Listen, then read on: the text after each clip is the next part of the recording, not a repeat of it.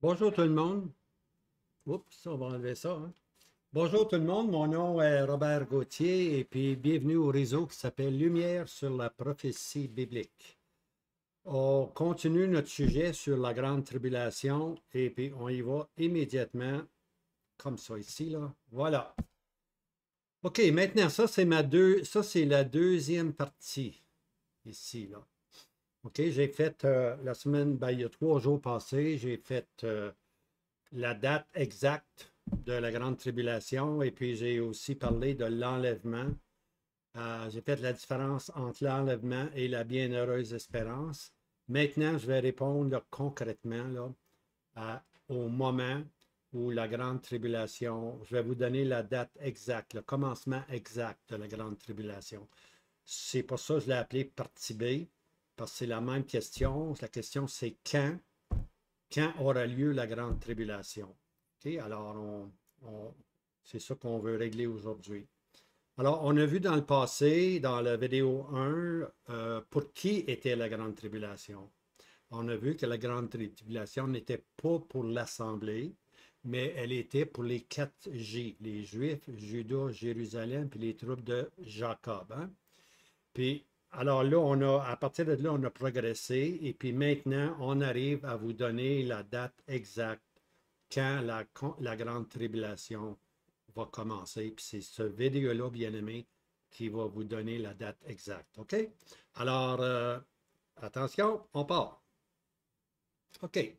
Maintenant, je dois situer un peu. OK? Puis moi, il n'y a pas le Seigneur se sert des leçons, des fois, de la nature, et puis on appelle ça en anglais des object lessons, des leçons avec des objets, pour ainsi dire. Alors, voici ici, ça, c'est ma photo la plus utilisée. Vous allez la voir partout dans mes vidéos, hein. Et puis, on est rendu à quoi? 300-400 vidéos. Et puis, vous allez souvent voir cette image-là apparaître. Parce que cette image-là, elle est pour moi très intéressante. Elle me sert à vous expliquer les deux voies ferrées. OK? On l'appelle la photo aux deux voies ferrées. Voyez-vous, il y a deux tracks ici, là.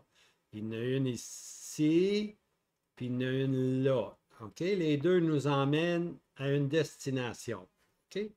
Alors, j'en dis pas plus long pour le moment. Voici. On continue. Voici maintenant encore une fois les deux tracks. Maintenant, remarquez bien ceci. C'est très important de saisir ceci, hein? Autrement, il y a de la confusion. Il ne faut jamais mélanger les voies ferrées. Parce que quand on mélange les voies ferrées, on se mélange spirituellement. Alors, voici une track, probablement la plus vieille, hein, celle qui était le plus utilisée, c'est celle-là ici. Israël. Alors, Israël est sur une voie ferrée. Elle est sur une des tracks. OK? Elle n'est pas sur les deux tracks parce que l'autre track ici, vous allez voir, c'est l'Assemblée. OK? Alors, Israël occupe une place et puis l'Assemblée occupe depuis 2000 ans une autre place. OK? Maintenant, la destinée pour Israël, c'est le royaume, c'est le règne de 1000 ans. C'est un règne terrestre. Israël a une espérance terrestre. Israël aspire, selon les promesses de Dieu, à être la première des nations. OK? Puis ça va se réaliser. Présentement, Israël est à la queue, mais l'Éternel nous dit qu'un jour, ils vont être à la tête. OK? Leur désobéissance les a amenés dans le gouvernement de Dieu d'être à la queue, mais dans les conseils souverains de Dieu, ils vont être la première des nations. OK? Puis c'est comme ça, puis praise the Lord, c'est correct. OK? Par contre, lorsque Israël a rejeté le Messie, Dieu a introduit maintenant l'Assemblée, qui, elle, l'Assemblée, elle se promène sur une autre voie, une autre traque, OK? Et puis, cette traque-là, ici, nous emmène à la destinée suivante, la maison du Père bien-aimé. On ne peut pas comparer l'espérance Israël de vivre 1000 ans sur la terre et puis l'Assemblée de Dieu d'aller dans la maison du Père, hein? L'Esprit Saint nous présente maintenant par l'Évangile qu'il y a une espérance céleste et puis que les chrétiens, que le Seigneur nous a préparé une place. Je reviendrai vous chercher. et je vous amènerai dans la maison du Père. Quelle place, bien-aimé, quelle place. Alors voilà, ces deux voies-là sont complètement différentes. Puis on ne les croise pas, on ne les croise pas. OK? Maintenant, pour qu'Israël arrive ici à la destinée qui est le royaume de Christ ou le millénium, il faut qu'Israël passe par la grande tribulation. OK? On appelle ça la détresse de Jacob. Voilà ici votre J, la détresse de Jacob. Alors, il faut que les Juifs passent par la grande tribulation pour atteindre le royaume de Dieu. OK? Ils devront souffrir beaucoup pour qu'ils se retournent vers le crucifié et puis qu'ils soient restaurés. Une partie d'Israël va être restaurée. On appelle ça le résidu pieux. Hein? Puis eux vont devenir l'Israël de Dieu. Ce n'est pas Israël, la nation qu'on voit aujourd'hui en 1948, qui est l'Israël de Dieu. L'Israël de Dieu va être un résidu, un reste, comme on voit dans Luc chapitre 2. Lisez attentivement Luc chapitre 2. Les Marie, les Joseph, les Zacharie, les Élisabeth, les Siméon, les Anne, c'était le résidu pieux. Il va y avoir dans le futur un autre résidu pieux. OK? Alors, Israël doit passer par la grande tribulation. Par contre, l'Assemblée, elle s'en va directement dans la maison du Père. Et puis ici, je vais le montrer, c'est par le moyen de l'enlèvement. Hein?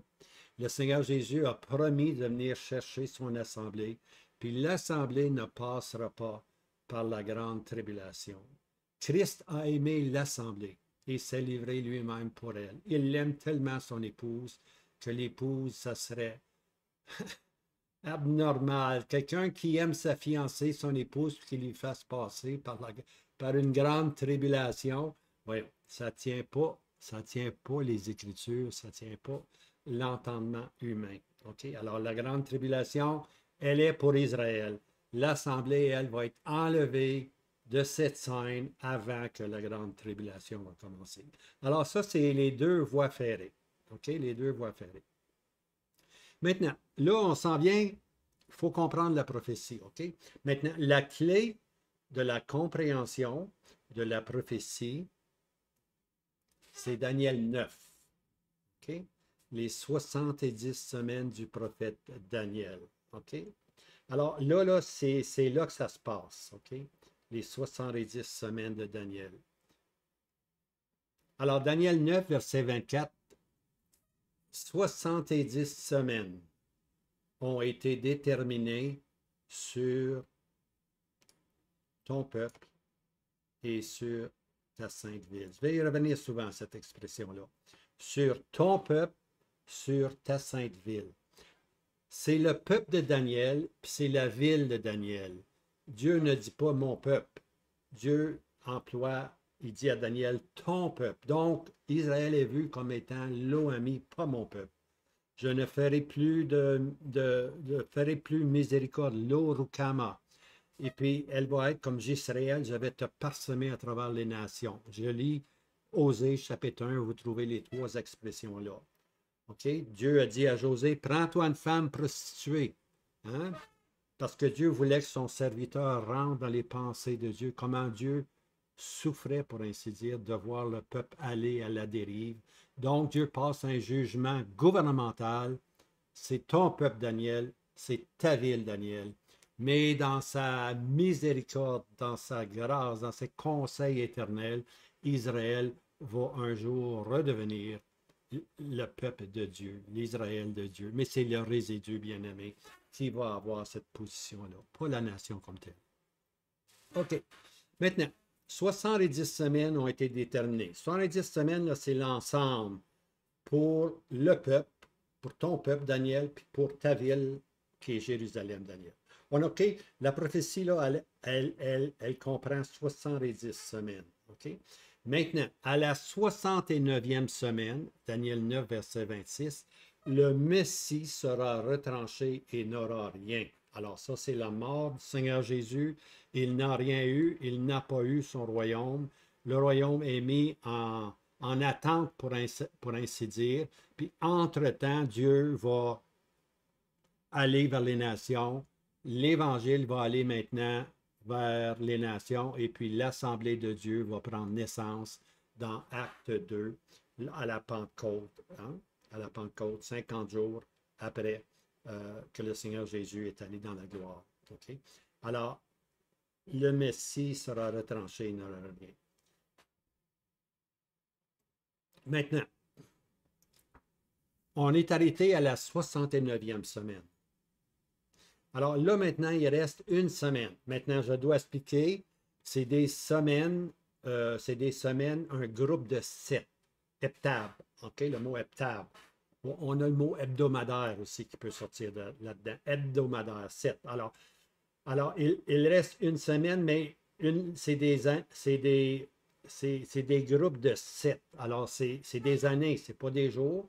C'est pas des jours, c'est pas des 1000 ans, c'est des années. OK? Donc, il reste une semaine.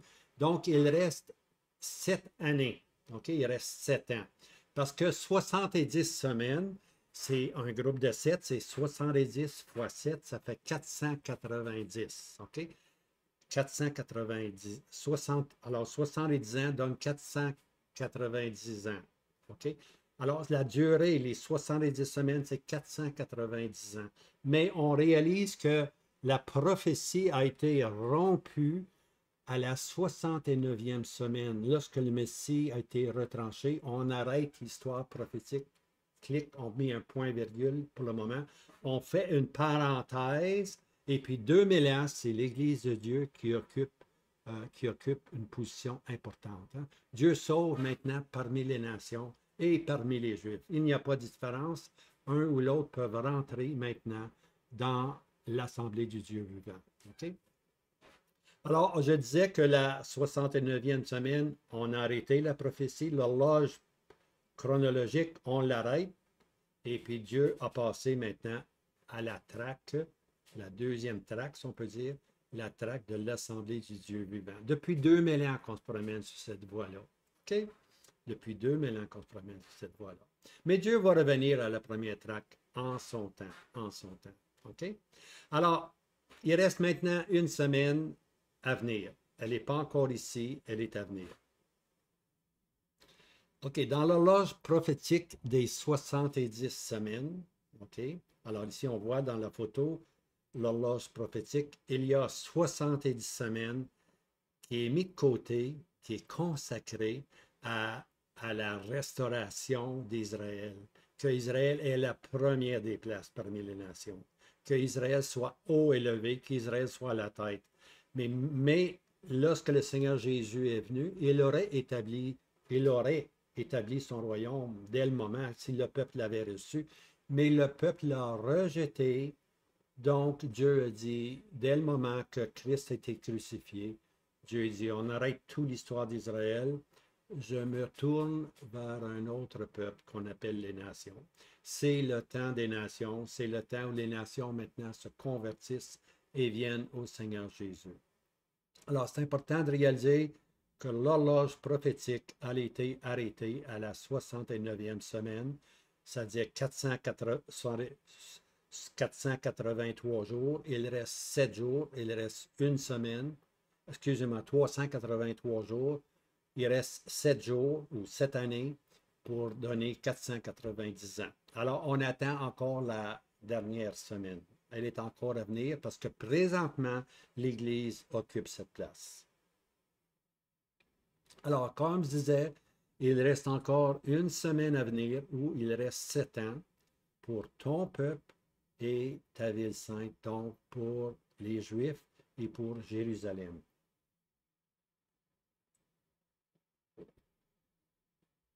On poursuit. Maintenant, quand on parle de la 69e semaine, à ce moment-là, on peut dire que l'Assemblée n'existait pas. Il n'y en avait pas d'Assemblée.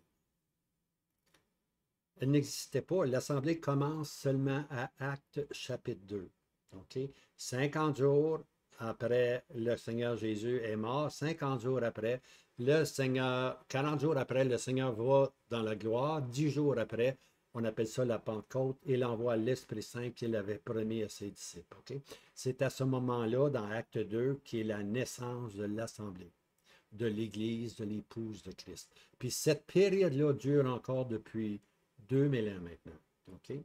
Maintenant, l'Assemblée, elle vient, elle, entre la 69e semaine, le Seigneur est rejeté, et la 70e semaine, lorsque Israël sera de nouveau restauré. Entre les deux, il y a la période de l'Église. OK? On est encore dans la période de l'Église. Je pense que c'est important à saisir. OK? Alors, le mot assemblée, l'assemblée, c'est l'Église. C'est la même chose que l'Église, mais c'est la parole dans le mot original, c'est l'assemblée. Okay? L'assemblée du Dieu vivant. Alors, en autre mot, l'assemblée est dans le temps, mais n'appartient pas au temps prophétique d'Israël. Okay? Alors, je ne sais pas si vous pouvez saisir, là, on est ici, l'assemblée est ici, elle est dans le temps, mais elle n'appartient pas au temps, elle n'est pas de ce monde, elle n'est pas de cette période-là. Elle n'appartient pas à la prophétie biblique, l'Église. L'Église est une grande parenthèse. Oui, on est dans le temps, on est ici, mais on n'appartient pas au temps prophétique d'Israël. On n'appartient pas à cette période-là lorsque Dieu va retourner puis reprendre Israël en main comment est-ce qu'on pourrait bien dire, pour qu'Israël devienne maintenant son peuple. Il est présentement l'OMI. Son peuple présentement, c'est l'Assemblée du Dieu vivant. OK? Alors, on est dans le temps, mais on n'appartient pas au temps prophétique. OK? Parce que si vous lisez l'Ancien Testament, la parole prophétique, hein, selon Pierre, la parole prophétique, c'est en rapport avec l'Ancien Testament, oui, mais c'est en rapport avec qui? C'est en rapport avec Christ et le royaume de Christ. Ça, c'est la parole prophétique. Alors, quand vous lisez l'Ancien Testament, quand vous lisez les prophètes de l'Ancien Testament, vous entendez toujours parler d'Israël et puis du royaume de Christ. C'est tout le temps comme ça. On ne retrouve pas l'Église dans l'Ancien Testament. Elle n'existe même pas. Okay? On fait des applications, oui, mais on ne peut pas mettre l'Église là, tout simplement, parce qu'elle est avant la fondation du monde, puis Israël est dès la fondation du monde. Okay? Alors, je continue tout simplement. Il y a deux questions qu'on doit se poser. Voici la première. Quand commence la 70e semaine? Alors, ou les derniers 7 ans prophétiques pour ton peuple et ta ville. N'oubliez pas, là, c'est toujours ton peuple et ta ville. 70 semaines ont été mises à part. À la 69e semaine, le Seigneur a été rejeté. L'Église est introduite. L'Église est encore là en parenthèse. L'enlèvement va avoir lieu, la parenthèse disparaît, et puis Dieu recommence la dernière semaine. Okay? Maintenant, la question, c'est de savoir quand commence la 70e semaine. Ça, c'est la première question.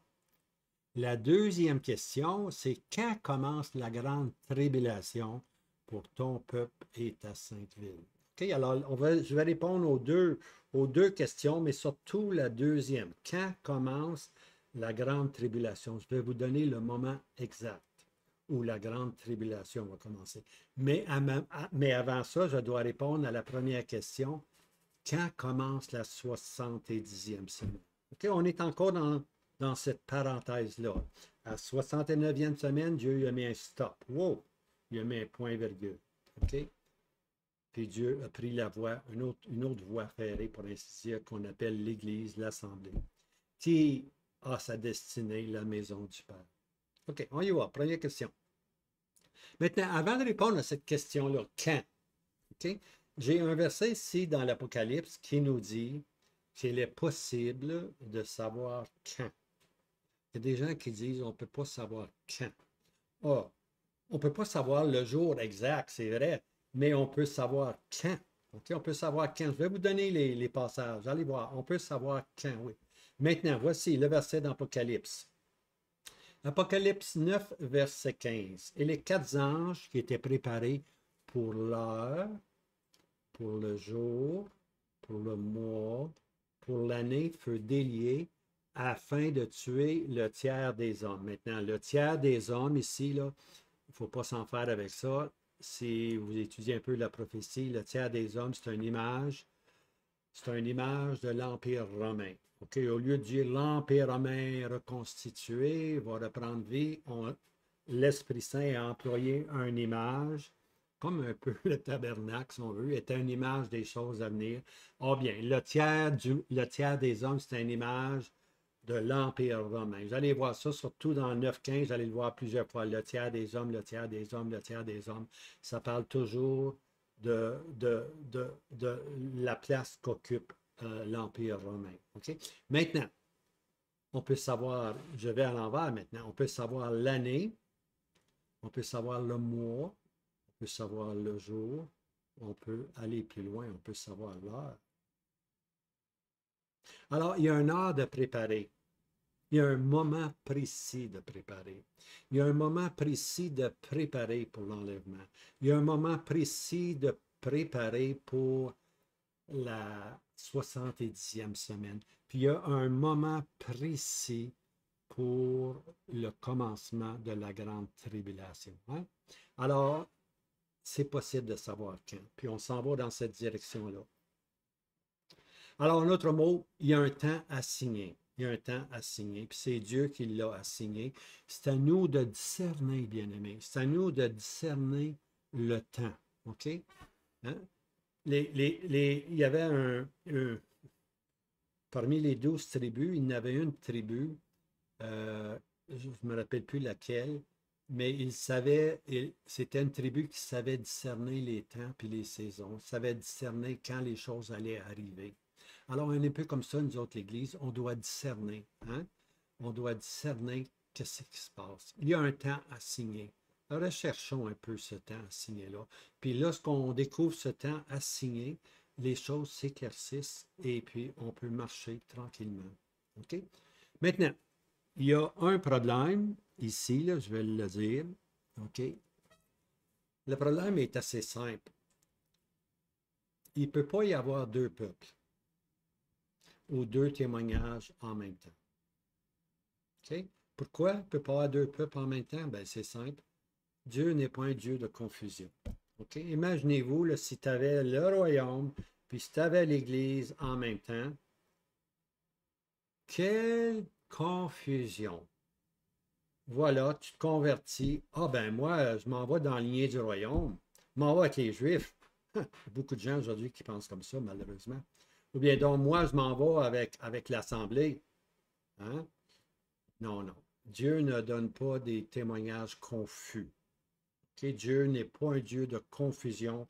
Dieu est un Dieu d'ordre. Je sais que les gens disent que lorsque l'enlèvement va avoir lieu, il va y avoir de la confusion. Les trains vont crasher, les avions. Voyons, bien-aimé, Dieu qui a créé la terre. Hein? Les étoiles sont suspendues, le soleil est là tous les matins, puis la lune arrive. Dieu est un Dieu d'ordre. Faites-vous-en pas, bien-aimés. Ce n'est pas notre problème comment ça va se passer. On a simplement à réaliser que Dieu est un Dieu d'ordre. Tout va se faire correctement, selon les voies de Dieu, selon la puissance du Créateur. Consolons-nous, selon la puissance du Créateur. Alors, cette confusion-là que les gens annoncent, là, c'est la pensée humaine. C'est la pensée humaine. Okay? Alors, maintenant, le problème est celui-ci. On ne peut pas avoir la lignée d'Israël puis la lignée de l'Assemblée. C'est un ou l'autre. Alors, il y a une lignée qui doit partir. Il y a une voie ferrée qui doit partir. OK? Alors, voici nos deux voies ferrées. Israël de ce côté-là, et puis l'Assemblée de l'autre côté, laquelle doit disparaître, laquelle doit simplement partir. N'oubliez pas, là, ces deux tracts-là ne se croisent pas. OK? Ils ne se croisent pas. Ils ont chacun leur destinée. Un, c'est pour la terre, l'autre, c'est pour la maison du Père. Ils ne se croisent pas. Alors, qu'est-ce qui va arriver, vous pensez? La voie Une voix doit disparaître pour se concentrer sur la parole prophétique, Christ et son royaume terrestre. Donc, la voix qui doit disparaître, c'est l'Assemblée. L'Assemblée doit être enlevée.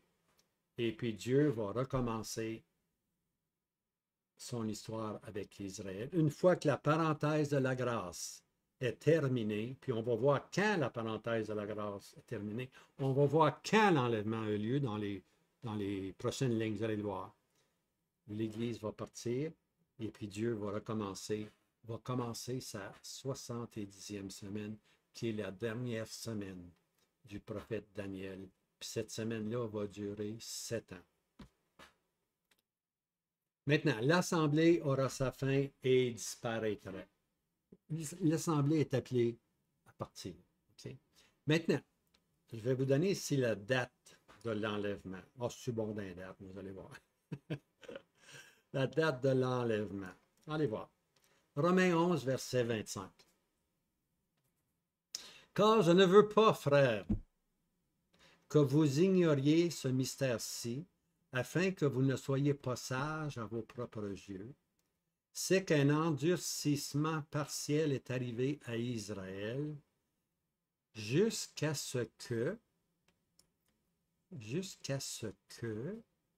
la plénitude des nations soit entrée. OK? Alors, le mystère, c'est que Israël a été voilé. C'est ça qui est le mystère. Hein? Dieu a donné un endurcissement partiel. C'est pas final. L'histoire d'Israël, c'est pas fini. Il y a des gens qui disent qu'Israël, on a fini avec Israël, c'est juste l'Église. Quelle erreur, bien-aimé. Quelle erreur de dire. C'est les pères de l'Église qui ont enseigné ça. Puis aujourd'hui, on l'entend encore aujourd'hui. Non, Israël n'existe plus, c'est juste l'Église. Quel enseignement, puis ça a sa source dans les pères de l'Église. Les pères de l'Église, ça c'est la période après les apôtres. Il y a eu des hommes très, très pieux, des hommes très, très bons chrétiens. Malheureusement, ils ont perdu la map un peu. Alors, ils ont dit que l'Église était tout, puis Dieu en avait terminé avec Israël. C'est fini avec Israël, c'est juste l'Église. Quelle perte que cet enseignement-là, je le dis, quelle perte! Parce que Israël perd sa place comme la première des nations, elle n'est plus là. Puis, et l'Église, elle devient simplement un peuple terrestre, elle perd son appel céleste. C'est ça la subtilité de cet enseignement-là. L'Église perd sa place céleste, elle devient terrestre. Puis Israël perd sa place terrestre, tout simplement, elle disparaît. C'est faux, bien-aimé, c'est faux. C'est un endurcissement partiel, c'est pas un endurcissement éternel, c'est pas un endurcissement terminal, c'est pas un cancer terminal, c'est un endurcissement. C'est le gouvernement de Dieu qui a endurci Israël, qui a mis un voile sur les yeux d'Israël pour qu'ils ne comprennent pas. Puis pendant cette période-là où le voile est sur les yeux d'Israël, Dieu s'étend maintenant aux nations jusqu'à ce que la plénitude des nations soit entrée. En d'autres mots, le voile sur Israël va demeurer combien longtemps? Jusqu'à ce que la plénitude des nations soit entrée. C'est quoi la plénitude des nations? La plénitude des nations, bien-aimés, signifie que lorsque la dernière personne, la dernière âme qui sera ajoutée à l'assemblée, c'est l'enlèvement. Voici la date de l'enlèvement. Quand la dernière personne va se convertir, c'est fini. L'Église s'en va dans la gloire, puis Dieu va recommencer sa dernière semaine qu'il manque, la 70e semaine. Alors, c'est-tu important d'évangéliser? Absolument. Vous ne savez pas, la personne qui se convertit, quelle est la dernière pierre, la pierre de fête qu'on appelle, la dernière pierre qu'on met sur la bâtisse. Il manque une pierre, bien aimé. Il peut en manquer plusieurs, là. Mais il en manque une, c'est celle-là qui est importante. La dernière âme qui sera ajoutée à l'assemblée, on va atteindre la plénitude des nations. c'est à ce moment-là que l'Église va être complète. Il n'y en aura plus d'Église après. Quand cette dernière pierre-là est ajoutée à l'Assemblée, c'est terminé l'histoire de l'Église sur la terre. Il n'y en aura plus d'Église. Il va y avoir la grande tribulation, puis il y en a dans la grande tribulation parmi les Juifs qui vont être sauvés, un résidu. Il y en a beaucoup, beaucoup dans la grande tribulation qui vont être des nations, surtout des pays arabes, l'Est, surtout parce que l'Ouest, il a entendu l'Évangile assez souvent. Alors Dieu va se tourner ceux qui sont dans les ténèbres, hein, et puis eux vont maintenant être appelés les élus de Dieu ou les saints de Dieu, mais ils ne sont pas ajoutés à l'Assemblée. On ne peut plus, une fois l'Assemblée enlevée, elle n'existe plus. On ne peut plus ajouter à l'Assemblée de Dieu. C'est terminé, son histoire est terminée. Elle est rendue dans la maison du Père. Mais il va y avoir des gens qui vont avoir une position différente, qui vont avoir une bénédiction aussi différente. Hein? Mais l'Assemblée, bien-aimé, c'est particulier. Ça a une durée. Puis sa durée prend fin lorsque la plénitude des nations soit entrée. Elle prend fin à l'enlèvement. C'est là qu'est l'enlèvement, bien-aimé. Lorsque la dernière âme sera ajoutée. Alors, l'enlèvement a lieu. Hein? C'est ça, l'enlèvement a lieu. Maintenant, Daniel 9, verset 2. Je m'en viens un peu dans Daniel 9 parce que c'est là qu'on prend un peu d'enseignement. Alors, on lit ceci. La première année du règne, moi, Daniel, je compris par les livres le nombre des années touchant lequel la parole de l'Éternel vint à Jérémie le prophète pour l'accomplissement des désolations de Jérusalem était de 70 ans. Alors, l'important que je veux souligner ici, là, Daniel a compris par les livres. OK? Puis nous autres aussi, bien-aimés, on a les livres, on a le livre, on a la Bible, les Saintes Écritures. Alors, si on prend nos enseignements, il faut les prendre dans les Saintes Écritures. C'est pour ça, moi, je cite, j'écris beaucoup de versets parce que je veux que ce soit la parole de Dieu qui touche vos âmes. Ce que je dis, moi, n'est pas important. C'est ce que l'Esprit de Dieu vous enseigne à vous. Ce que l'Esprit de Dieu, les vérités qu'ils vous font connaître, puis que vous soyez encimentés dans ces vérités-là, que vous ne soyez pas ballottés par le vent. Alors, c'est la parole de Dieu. Il faut être, je compris par les livres. Qu'est-ce que Daniel a compris? Daniel a compris le nombre d'années que la captivité des Juifs était de 70 ans, puis que maintenant allait s'accomplir l'accomplissement des 70 ans. Okay? Il a réalisé maintenant que le peuple qui était avec l'arrivée maintenant des Mèdes, il a réalisé que c'était la fin des 70 ans. Hein? Et puis lorsque Babylone est tombée, bien, Israël, un résidu d'Israël est retourné pour bâtir le temple, tout simplement. Tu vois? Alors, il a compris ceci par les livres. Et puis nous, on peut comprendre par la parole de Dieu. Maintenant, je ne veux pas rentrer là-dedans, mais je vous donne les versets. Daniel, vous pouvez arrêter le vidéo, là. Daniel, allez lire. Daniel 25, verset 9, Daniel 25, 11, Daniel 29, 10. 70 ans. Maintenant, pourquoi 70 ans? Je vous le dis immédiatement, là, à la fin de livre des Chroniques, on lit que pour chaque année,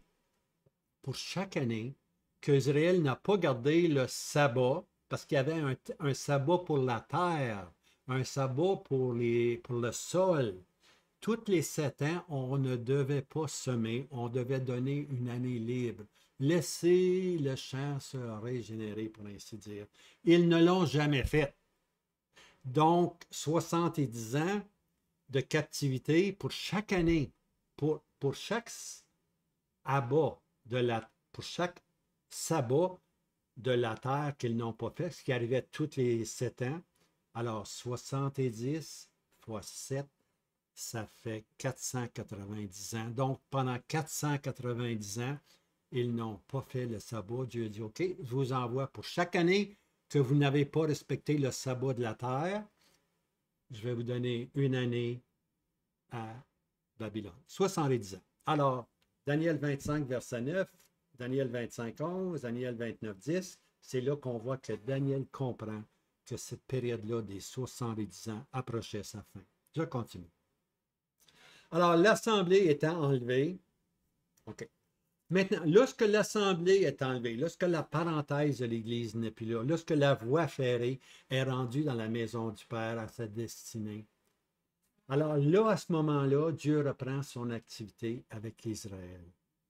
Alors, on dit ceci, l'assemblée étant enlevée sera le commencement de la 70e semaine de Daniel pour ton peuple et pour ta ville sainte. Donc, l'horloge chronologique va recommencer maintenant. Une fois que l'enlèvement a lieu, l'horloge chronologique recommence.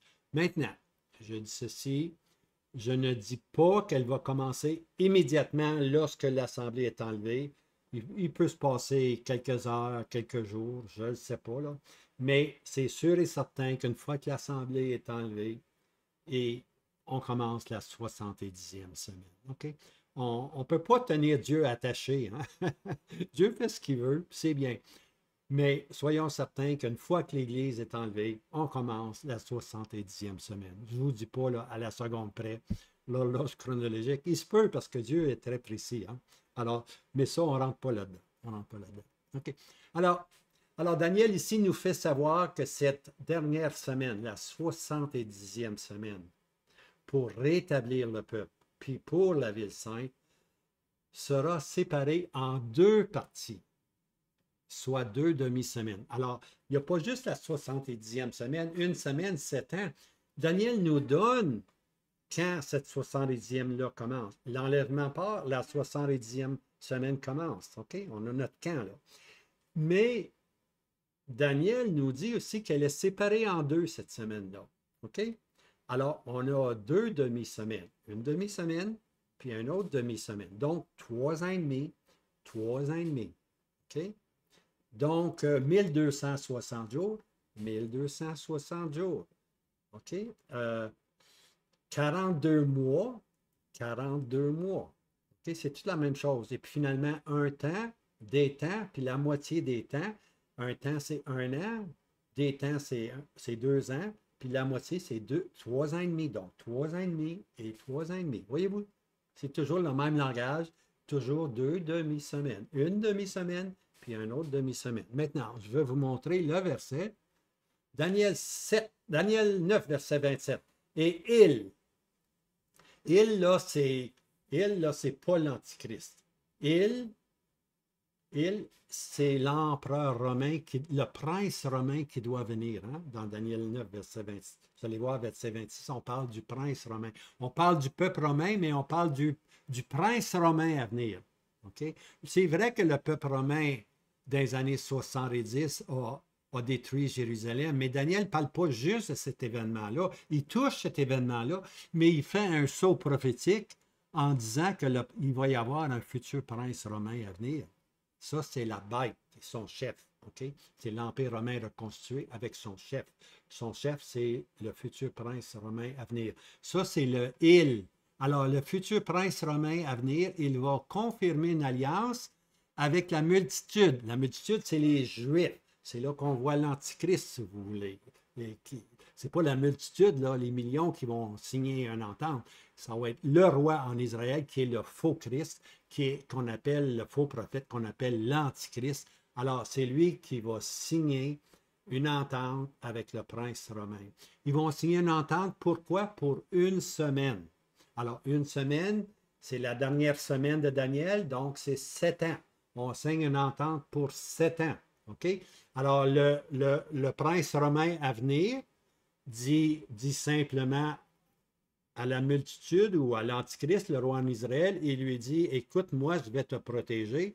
Toi, tu vas bâtir ton temple, puis tu vas retourner à tes sacrifices, à tes offrandes. Je te protège. Je te protège. Reste pas les musulmans, reste pas les nations. Moi, l'Empire romain reconstitué, je vais te protéger. Puis on signe une entente pour une semaine. On signe en bas de la page les deux. Alors voici l'Antichrist signe, puis le prince romain signe.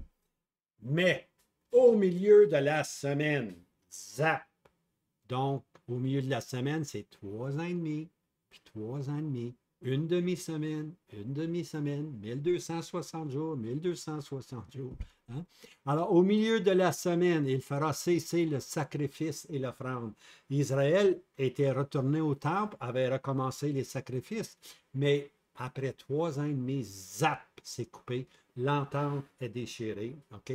À cause de quoi? À cause de la protection des abominations. Maintenant, la protection des abominations, l'abomination, c'est l'idolâtrie. À cause de l'idolâtrie. OK? Hein? À cause de l'idolâtrie, il va y avoir quoi? Il va y avoir un désolateur, le roi du Nord, qu'on appelle le désolateur, le grand désolateur, ou celui le grand désolateur, c'est le roi du Nord ou l'Assyrien, si on veut. Les deux, le roi du Nord et l'Assyrien, les deux ont la même politique. C'est de détruire Israël. C'est que le roi du Nord est un peu avant l'Assyrien. Okay? Ces deux, ils sont là ensemble, les deux, ils travaillent ensemble parce que le roi du Nord sera fort, Daniel 8, mais il sera fort, mais non pas de sa propre force. C'est que le roi du Nord agit, mais qui est-ce qui est derrière lui? Le fond du Nord. Le fond du Nord. Le roi du Nord et le fond du Nord. Mais les deux sont ensemble. OK? Alors, ils vont établir l'abomination, puis là, Dieu va arriver, puis il va y avoir un désolateur qui va être naturellement le roi du Nord avec son chef, pour ainsi dire, l'Assyrien, qui est la Russie, jusqu'à ce que la consommation, ce qui est décrété, soit versée sur la désolée. La consolation, c'est l'indignation de Dieu. Ce sont les tout derniers jugements de Dieu. On lit ceci dans Isaïe 10. Sera décrétée et elle sera versée sur la désolée. La désolée, bien-aimée, c'est Jérusalem. La désolée, c'est Jérusalem. Pouf, la ville sainte. Hein? OK. Mais l'important, c'est que on coupe la semaine en deux. Il y aura au milieu de la semaine. OK? Alors, M. Darby, dans la traduction Darby, ça veut dire littéralement là, à la demi-semaine. À la demi-semaine. Alors, une entente de 7 ans, une entente d'une semaine, mais à la demi-semaine, l'entente n'est pas ratifiée. Elle est simplement déchirée. C'est fini. C'est fini. Plus de protection. Et alors maintenant, cette deuxième demi-semaine est le commencement de la grande tribulation. Voyez-vous là? Écoutez là, cette deuxième demi-semaine est le commencement de la tribulation. Pas la première demi-semaine, la deuxième demi-semaine. Regardez bien ici. Alors, c'est le Seigneur Jésus qui va nous donner la date exacte dans Matthieu 24. Puis je m'en viens à cette date-là, Matthieu 24. Vous m'avez suivi jusqu'ici, là? Lâchez pas, lâchez pas. Maintenant, Matthieu 24 est très important. On peut lui le séparer pas en deux, mais en trois. Okay? Matthieu 24, versets 4 à 14, c'est le commencement des douleurs ou de douleurs. Okay? On appelle ça la première demi-semaine. Hein? Le Seigneur, dans ce passage-là, parle les éclairs, la lune, il parle des tonnerres, il parle des tremblements de terre tels qu'il n'y en a jamais eu. Il va y avoir une commotion, là. Il va y avoir une commotion qui annonce, qu'on le veuille, qu'on ne le veuille pas.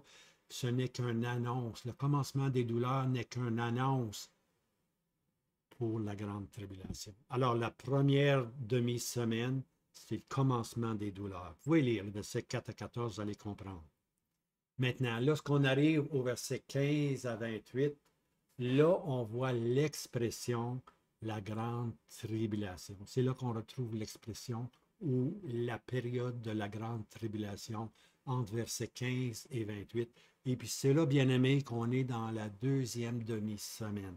C'est cette semaine-là qui est tellement importante. OK?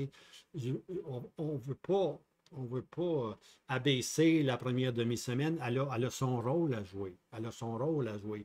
Les séquences vont être là. Mais c'est surtout la deuxième demi-semaine qui est importante. Lorsque l'alliance est détruite, on commence maintenant ce qu'on appelle la grande tribulation. Et puis, l'Apocalypse, bien aimé, excusez-moi. Si vous lisez l'Apocalypse, vous allez voir que l'Apocalypse parle très peu du commencement des douleurs. L'Apocalypse est surtout centré sur la deuxième demi-semaine qu'on appelle la grande tribulation. C'est ça. Puis maintenant, la troisième portion, Matthieu 24, verset 29 à la fin, on a et aussitôt après la tribulation de ces jours-là. Alors, on s'en va maintenant après la tribulation. J'en ai parlé dans la vidéo précédente, le Fils de l'homme qui vient pour établir son royaume. Hein? Mais ça, c'est après la grande tribulation. OK. Maintenant, le verset qui nous donne la date de la grande tribulation des Juifs, c'est celui-ci ici, Matthieu 24, 15. Quand? Le quand. Quand donc vous verrez de vos yeux, quand donc vous verrez l'abomination de la désolation dont elle a été parlée par Daniel le prophète, établie dans le lieu saint, que celui qui lit comprenne. Alors que celui qui lit comprenne. Quand les Juifs vont voir que l'alliance est brisée, ils vont réaliser qu'ils sont dans la deuxième phase, dans la deuxième demi-semaine, qui est la grande tribulation. Puis comment est-ce que la grande tribulation commence? Quand vous verrez l'abomination de la désolation. Matthieu 24, 21, car alors il y aura une grande tribulation. Alors, quand est-ce que la grande tribulation commence? Bien-aimés, voici la date. Quand vous verrez l'abomination de la désolation établie dans le lieu saint. Donc, ça veut simplement dire lorsqu'un homme se présentera comme Dieu, lorsque l'Antichrist voudra s'asseoir dans le lieu saint et se dire « Je suis Dieu, adorez-moi ». Ça, c'est la date exacte du commencement de la grande tribulation pour ton peuple et ta ville sainte. Okay? Quand vous verrez l'abomination de la désolation. C'est le moment, choisis ça. Donc, quand vous verrez l'abomination de la désolation, puis là, on s'en va à 2 Thessaloniciens 2, verset 23, on voit que là,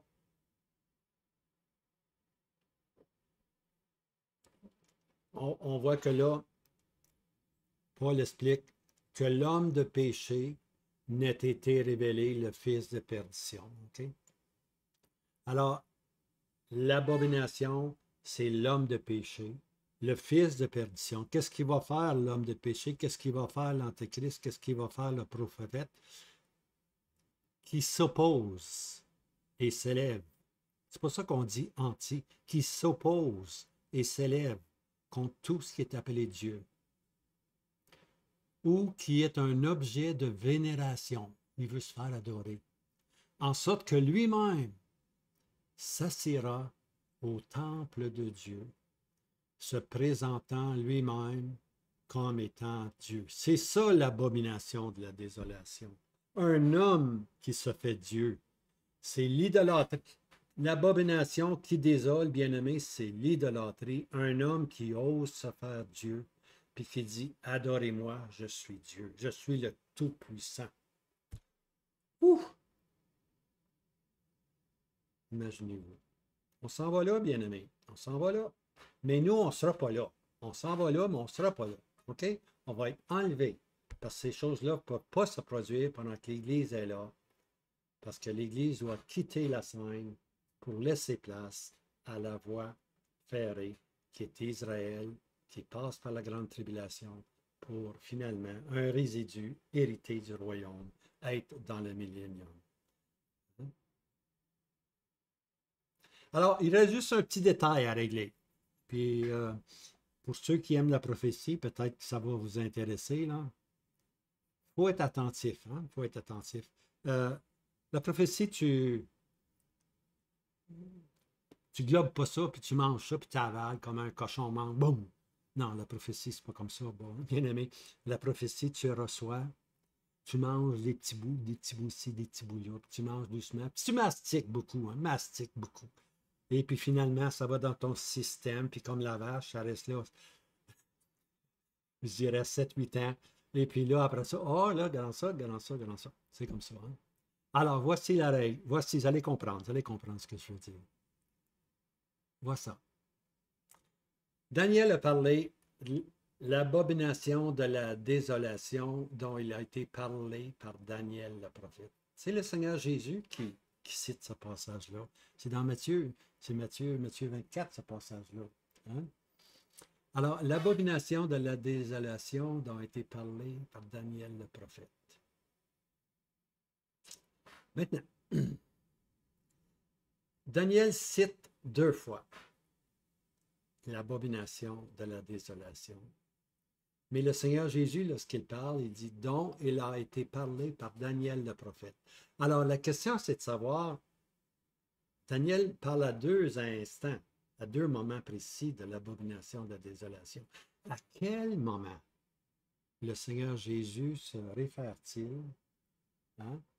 Se réfère-t-il quand il dit, verset 15, « Quand vous verrez l'abomination de la désolation dont a été parlé par Daniel le prophète ». Quel des deux? Quel des deux? Vous êtes-vous déjà posé la question? Il y a des gens qui disent, « Ah, boum, boum, sans voir, c'est la réponse, c'est ça. » Pensez-y, là. Pesez votre interprétation. Il y en a une seule interprétation. Il y en a une seule bonne interprétation. Laquelle? Hein? Voici maintenant laquelle ou lequel. Lequel des deux que le Seigneur Jésus fait référence. C'est bien important, là. Il faut savoir à quel moment le Seigneur fait référence. OK, voici maintenant les deux moments. Daniel 11, 31. Et des forces se tiendront là de sa part, et elles profaneront le sanctuaire de la forteresse, et ôteront le sacrifice continuel, et elles placeront l'abomination qui cause la désolation. Ça, c'est le premier passage. Est-ce que le Seigneur cite ce verset-là? On va revenir. Je cite l'autre passage pour que vous puissiez les comparer. Daniel 12, OK? Daniel 12, verset 11. Et depuis le temps où le sacrifice continu sera ôté, et où l'abomination qui désole sera placée, il y aura 1290 jours. C'est les deux passages. Maintenant, je ne sais pas si je le marque ici, là, le Seigneur cite Daniel 12, verset 11. OK, je vous l'explique. Daniel 11, verset 31. OK. Si vous vous rappelez, Daniel 11, c'est le roi du Nord, puis le roi du Sud, le roi du Nord, puis le roi du Sud qui envahissent Jérusalem. C'est l'histoire du roi du Nord, puis du roi du Sud. Puis finalement, on arrive à un personnage du roi du Nord qui dépasse toutes les autres par sa haine et par le fait qu'il veut se moquer de Dieu. Naturellement, historiquement, celui qui représente le roi du Nord, c'est Antiochus Épiphane, le roi du Nord. Okay? Maintenant, Antiochus Épiphane n'est pas un type de l'Antichrist. Il est un type du roi du Nord.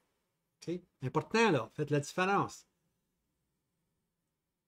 Le roi du Nord est amplifié dans sa haine contre Israël par Antiochus Épiphane. Okay? Alors, et des forces tiendront de sa part. C'est lorsqu'il revient de l'Égypte. On se rappelle, il est allé en Égypte, et puis là, on lui a dit, tu restes l'Égypte tranquille, puis là, il s'est entourné comme un chien, là. Puis là, il était pas content, il était bien en maudit, pour ainsi dire. Puis là, il veut liquider tout ce qui est Israël, il veut changer leur religion, et il envoie ses troupes, et elles profaneront le sanctuaire de la forteresse, c'est le temple, et ôteront le sacrifice continuel. Il va introduire un cochon, le sang d'un cochon dans le temple, il va faire ce grand sacrilège-là et elles placeront l'abomination qui désole, la désolation. C'est le cochon qui est là, bien-aimé. C'est son sang qui est là. Est-ce que le Seigneur Jésus cite ce passage-là? C'est un passage historique, bien-aimé. C'est un passage historique. Le Seigneur ne cite pas un passage historique. Le Seigneur cite un passage prophétique. Okay? Il cite Daniel 12, 11.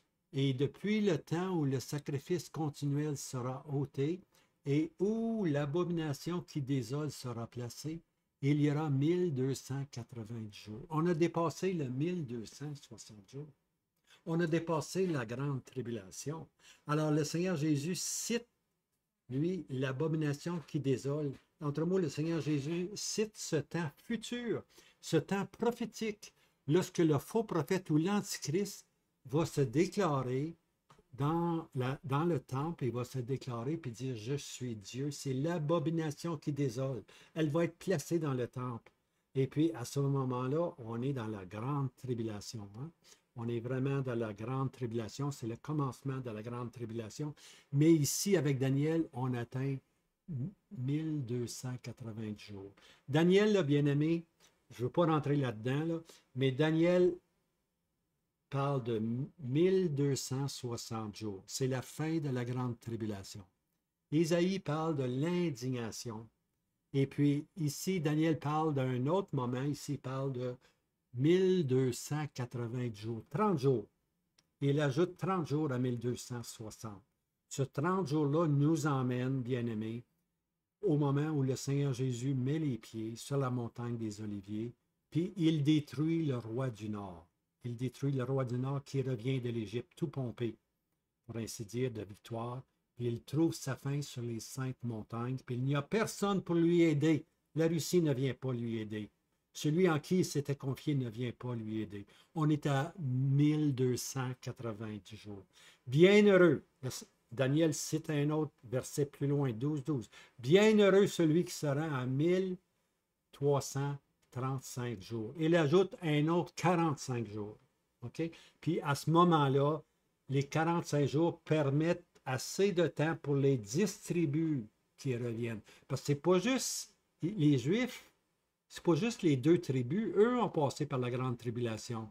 Mais les 10 tribus sont encore perdues parmi les nations. Ils doivent revenir. La bénédiction, c'est pour les 12. La bénédiction, 10, 12, c'est pour les 12, c'est pas pour les 2. C'est pour les 2 puis les 10. Alors, les 45 jours qu'on voit ici apparaître de nouveau, 1335, ça donne le temps aux 10 tribus de revenir. Puis à ce moment-là, on voit arriver Gog puis Magog, la Russie, qui soutenait le roi du Nord, qui vient pensant juste ramasser un peuple qui habite en sécurité parce que le Messie est là. Puis eux aussi vont être détruits sur les terres, sur les montagnes d'Israël. Hein? Puis là, on a atteint 1335 jours. 1335 jours, bien aimés, c'est la pleine bénédiction. Okay? On ne peut pas aller plus loin. La bénédiction n'est pas 1260. La bénédiction, il y a une délivrance à 1290 pour les 2 tribus, oui. Mais la vraie bénédiction, c'est lorsque Israël, les 12 tribus sont ensemble. À ce moment-là, on arrive à cette grande bénédiction. Okay? Alors, c'est un à côté, mais pour ceux qui veulent en savoir plus, sur les réseaux, vous pouvez aller voir, il y a beaucoup de vidéos. Tournez la roulette, là, pour ainsi dire, puis allez voir, j'allais trouver. Ou vous pouvez poser une question, 75 jours, les 75 jours. Puis vous allez voir, j'ai quelques vidéos là-dessus. OK? Mais ici, l'important, c'est de réaliser que la grande tribulation, quand on a répondu maintenant à la question, quand commencera la grande tribulation? Et puis voici les Matthieu 24, 15. Quand vous verrez l'abomination de la désolation. Hein? Alors, quand ceci va se produire? Quand il va y avoir un homme qui est l'Antichrist qui va se mettre puis il va dire « Je suis Dieu », c'est le commencement de la grande tribulation. Il faut un point fixe, bien-aimé.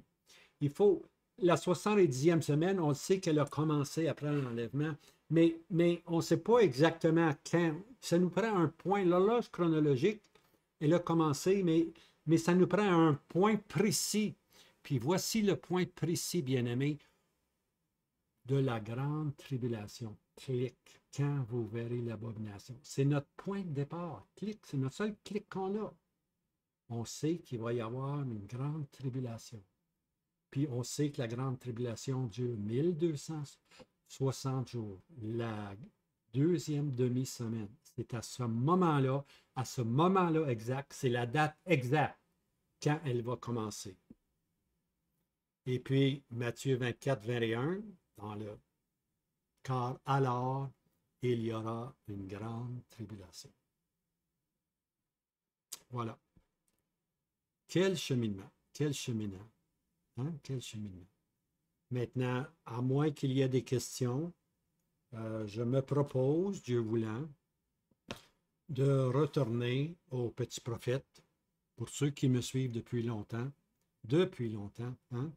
On vieillit ensemble, bien-aimés, on vieillit ensemble. Mais l'important, c'est de vieillir dans la connaissance du Seigneur Jésus, dans la connaissance des prophéties. Ce réseau-là, Lumière sur la prophétie, je vous l'ai dit, il est concentré, dédié à découper droit la parole de Dieu en relation avec la prophétie biblique.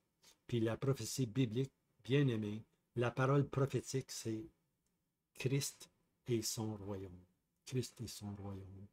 Alors, je vous encourage tout simplement à persévérer, hein, à persévérer dans la connaissance des Saintes Écritures. Hein. Puis, William Kelly, l'Écriture par l'Écriture. Bien-aimés, laissez faire, laissez pas aller vos pensées, puis les pensées de certaines personnes qui enseignent. Vérifiez tout le temps. Soyez nobles. Hein? Ceux de Bérée étaient plus nobles que ceux de Thessalonique. Parce qu'ils ils entendaient ce que Paul disait, oui. Ah oui, ça avait bien du sens. Mais ils allaient voir. Ils allaient voir dans les livres si c'était vrai.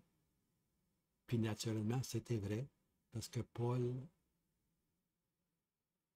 Oui, écoutez, Paul, les gens critiquent Paul aujourd'hui. Mais si vous enlevez Paul, si vous enlevez les révélations de Paul, avec Paul, vous avez la révélation de l'Assemblée. Avec Paul, vous avez la révélation de l'enlèvement. Avec Paul, vous avez la révélation de la résurrection. Avec Paul, vous avez la révélation de la scène dominicale. C'est quoi? Hein? Quand Paul dit « Je vous dis ceci par la parole du Seigneur », là, il répète ça.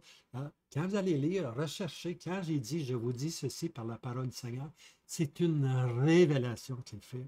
Alors, les gens veulent mettre de côté l'apôtre Paul, mais l'apôtre Paul bien-aimé est celui qui nous fait comprendre que l'enlèvement, c'est quelque chose de merveilleux. C'est la première chose qui doit arriver pour l'Église. L'Église doit premièrement partir. Cette voie ferrée qui mène vers la maison du Père doit premièrement partir pour que Dieu reprenne ses activités avec les 4J, son peuple terrestre, qui sont les Juifs. Alors, je vous laisse avec ceci. J'espère que ça vous a aidé. Puis, le Seigneur Jésus revient. Maranatha. Hein? Saluez-vous les uns les autres. À bientôt. Je vous laisse, vous embrasse particulièrement.